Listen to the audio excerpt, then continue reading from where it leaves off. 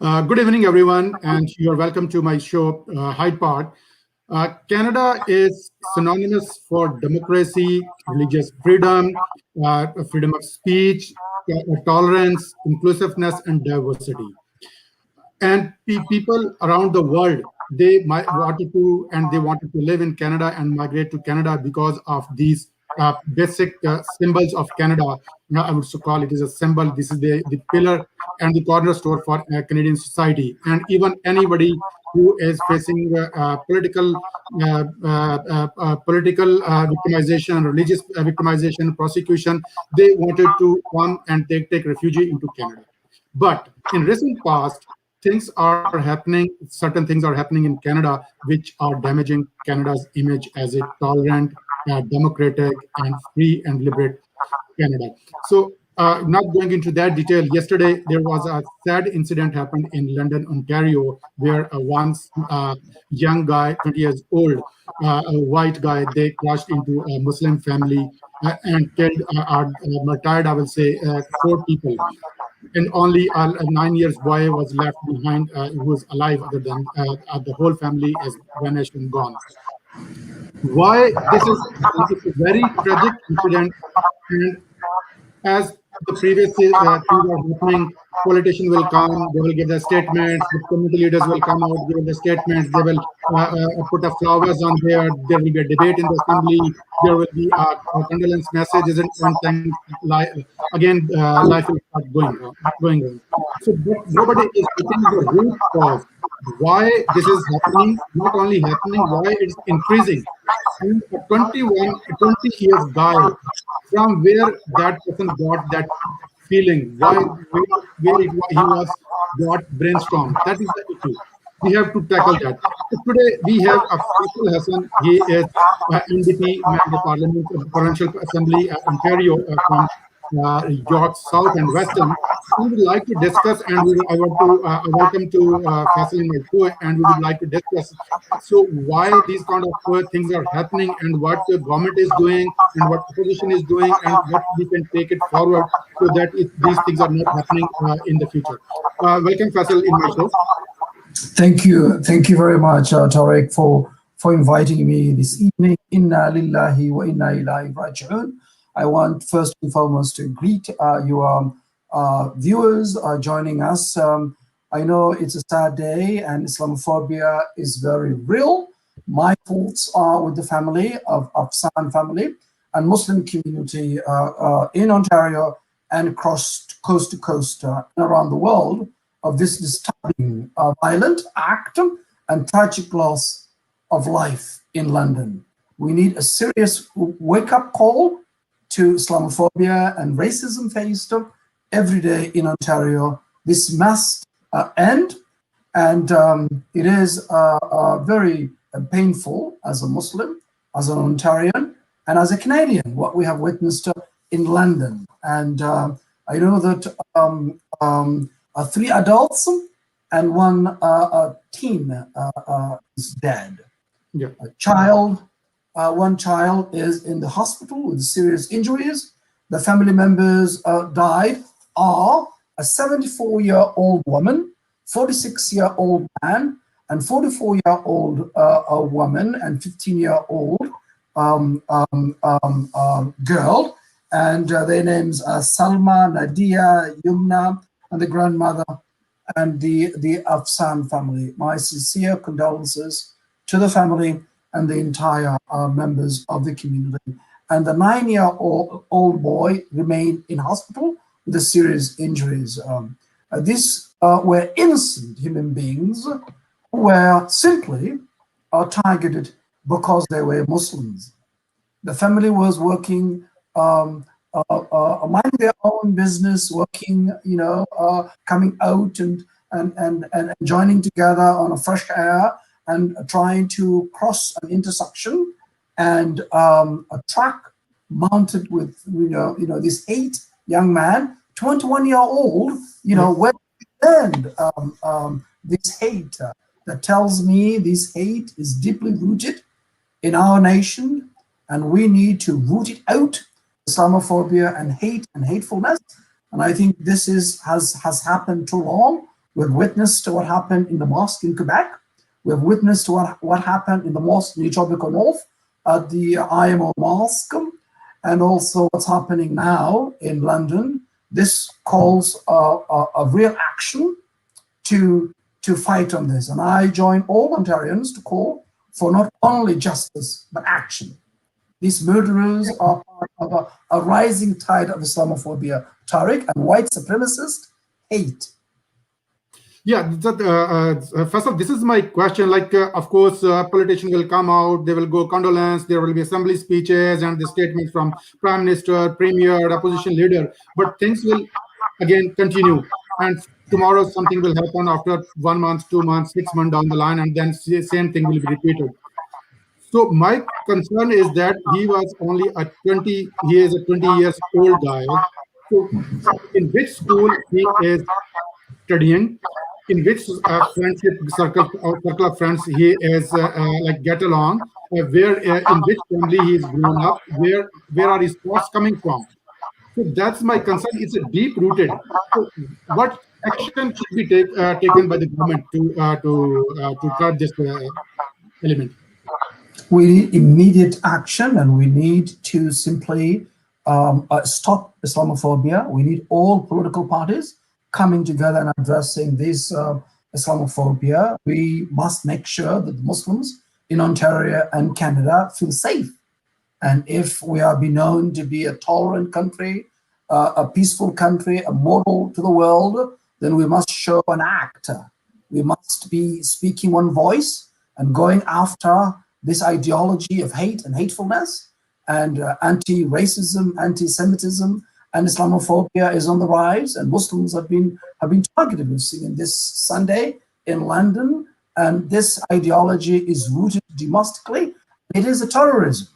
It is a violence act targeted Muslims, and we need a response from all levels of government working together. And I can tell you, the Ontario official opposition is on the side of the right history. We spoke about when Quebec, a mosque has happened, that the Muslims praying in the mosque were targeted. We came together and we put, my leader, Andrea Horvath, put a motion at the legislature November 25th. And I myself also rose at the legislature and debated on Bill 21. Yeah, I just wanted to know, what is this Bill 83? Yes, yeah, we can talk about, yes, Bill 83 is a bill that also a response to the official opposition. My colleague from BG's East York, Rima McGowan, has sponsored. And it is a bill that calls January 29th is a day of remembrance and action on Islamophobia. And this was a private member's bill, sponsored my colleague, a member of the official opposition. And this bill will give us an annual opportunity to reflect on what we as a society can do as the government, legislatures and organizations and as individuals to eradicate Islamophobia from our midst in our community. So it is our first step, and we're also calling, that was one action that we have done last year, and it was passed as a second reading, but the government hasn't brought into a third reading to make sure this bill passed immediately, so that we remember. This bill was specifically remembering the actions and the violence against Muslims in Quebec, especially on that mosque, that have been targeted because of their religion, and that was also to educate folks. But also, you're right, we are also, the official opposition is calling for provincial strategy to address Islamophobia. Yeah. Because it's needed to come together, all the government and us to come together and actually address this concretely and practically, and make sure that every Muslim member of our community is safe in the streets, and they're safe in their mosques, and they're safe everywhere in Ontario and across the country. So that is also what we are calling for, to work together and have a provincial strategy to address Islamophobia. And what is this? You're talking about the Bill 21. So what was that? Yes, Bill 21 is a bill that the Premier from Quebec has brought in, and targeting people of religion. And it affects women who wear hijab, is denying them an opportunity to participate as a public servant, to become a police officer, for example, a judge, a teacher, a nurse, to work for the greater good, for public service. It is unacceptable. It violates the Charter of Rights and Freedoms.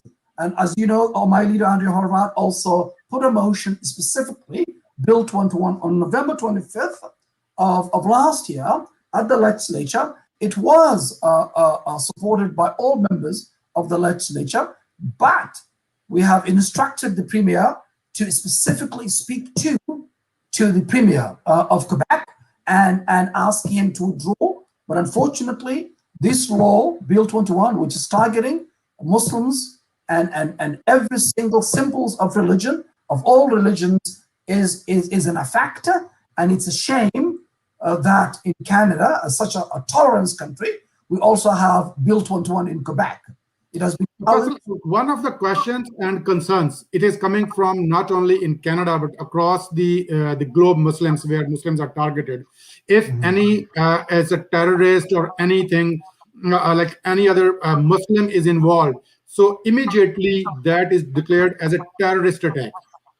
Even in the international media, CNN, BBC, CBC, whatever the name it is, the international media. But when there is attack against Muslims anywhere, so it is called isolated incident. They will sometimes try to camouflage through the mental illness. There's somebody has a mental illness. This was a depressed. This issue. Blah blah blah. They said. So that's the main concern and questions coming from Muslim community. What do you think about that, and how it is tackled in Canada? Of course, we can't control the world. Absolutely, that's a very good question, Tariq, and you're right. You're referring to so many cases in the past. But I think the good news today is that the act in London, in Ontario, has been called all leaders and all levels of government as an act of terrorism. That's good. Terrorism against Islamophobia. This is the first time that has happened, and we hope we take serious action and we move forward and we learn the lessons in the past, and that we come together to educate. We need love. We need to understand the grieving of the Muslim community, especially the Afsan family, a family that had dreams of Canadian dream, coming, just going out of work and they're not safe. And now the Muslim community is asking, are we safe? We have to reassure the Muslim community that they are safe, and the governments of all levels of government has to work together to protect the community.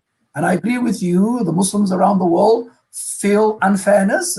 And I know that the previous president of the United States have called some Islamophobia, and that has been echoed and has been trickled down to other nations as well. But what we need to do as Canadians, we have to make sure we have to be an example to the world, and we have to lead. And to do that requires coming together as families, as neighbors, as also Canadians and Ontarians and Torontarians, and speak with one voice to call, all forms of hate and hatefulness. It must end. Another question is coming from, I don't know whether it's a federal subject or it's a provincial subject. I'm not sure about that, but of course you can shed a light on that. So because of the technology, right, everyone is going into the shell. So you can find anything, you can connect to anyone, and you can filter your connections, your contact on YouTube, on Facebook, Twitter, anything else. So you will start thinking, you go into the shell and start thinking everybody is thinking like you.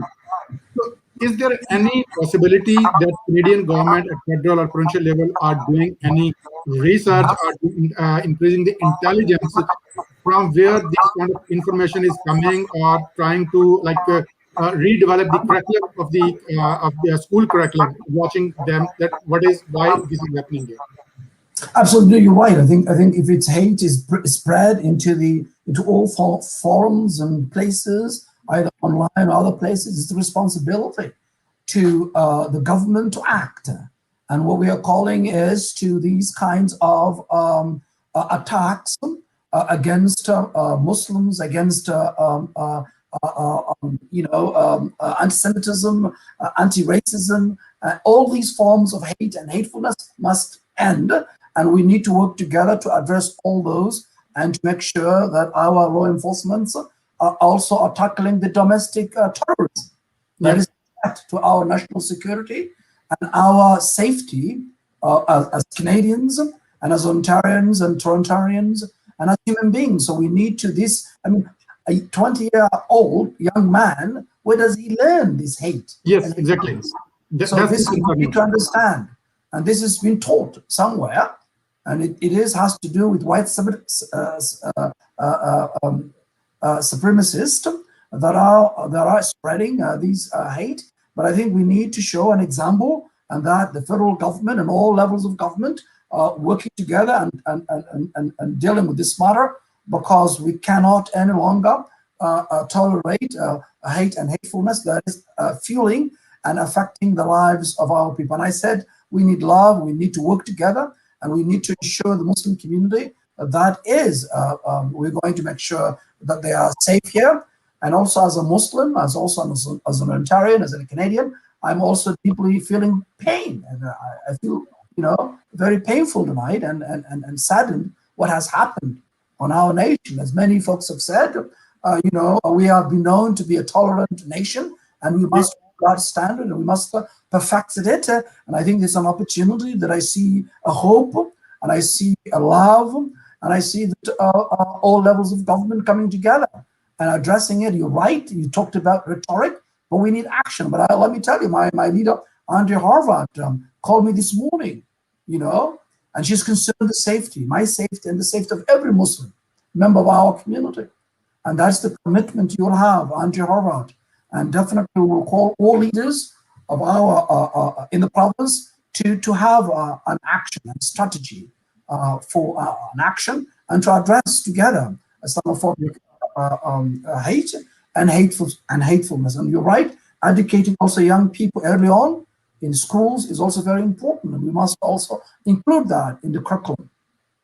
Faisal, we are getting some questions from YouTube and Facebook users, also live questions. So I would like to ask 3-4 questions before we end our session. So one question I got: how should we go about combating these types of hate crimes? So of course you answered this thing, but specifically if you can tell like 2 or 3 steps, what should we do? Absolutely, and I think the official opposition and the NDP has long proposed an anti-racism secretariat with a powerful mandate to tackle anti-Black racism, anti-Semitism, and Islamophobia, and also anti-Indigenous racism and all forms of discrimination. And I don't want tonight to talk about politics tonight, because we are grieving, we are in pain, and we want to come together as united, as Ontarians, as Canadians, and address this. But let me assure you that the NDP have proposed an anti-racism secretariat to give them a teeth with a powerful mandate to tackle anti-Black racism, anti-Semitism, anti-Islamophobia, and also anti-Islam, anti-Indigenous racism, and all forms of discrimination. Yeah, one of the user, he shared his concern with me. His name is Bash Ali, and we already talked about that. So he has made a comment. He will definitely have a team of defense lawyers protecting his act of terrorism by making him unfit to stand trial for his mental state of mind. So this is a generally fear with the people. And another question is that, yeah, of course, this is the. Well, I mean, I cannot talk about the future, but if it is a terrorist act, yes, exactly. I mean, it's the first time, and I think now is an important that we also take seriously the domestic threat of our life and our way of life, and that's very important. I think it is. We need a dialogue. We need to make sure that we tackle those extremists among us that are targeting people of faith, whether they are, it is being fed.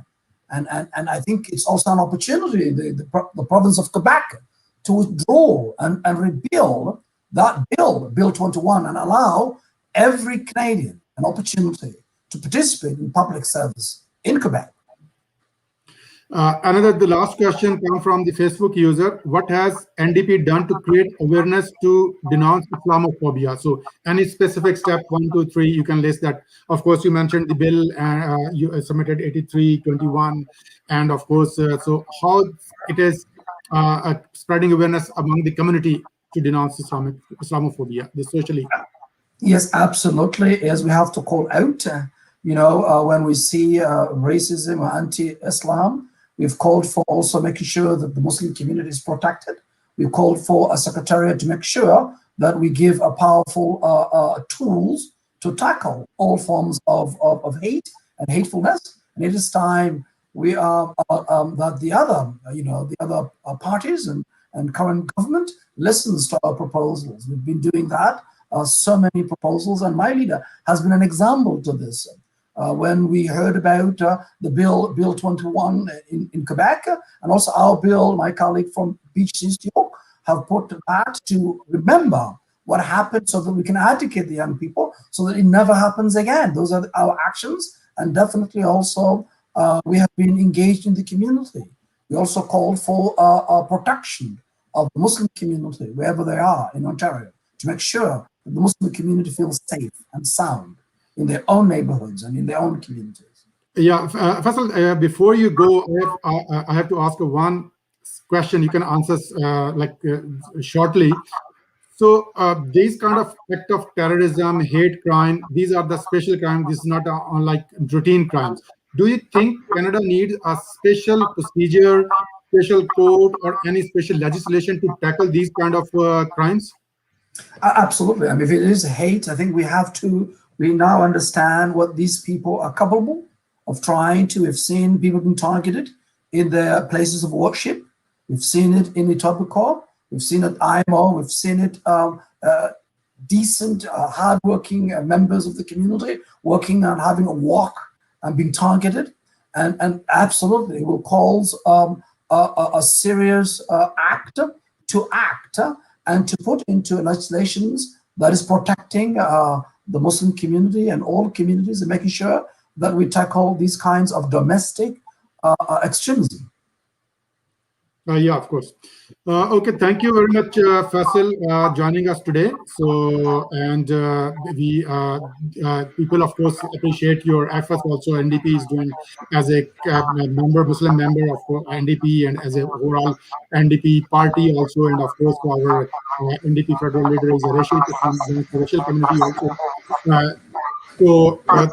We will, of course, we'll talk to you soon again on the event. So hopefully, we will get. Well, thank you anytime. Thank you. Yeah. So, well, thank you, Tariq, for inviting me. And anytime you need to speak to me, I'm always accessible. Every Saturday I have from 3 to 4. I basically invite the community to bring their questions and also their comments to talk about the important issues. And anytime you need me, I will make myself available to you and the rest of the community. Thank you very much. So I will talk to you soon. Thank you. Thank you. Good evening. Have a good night. Good night.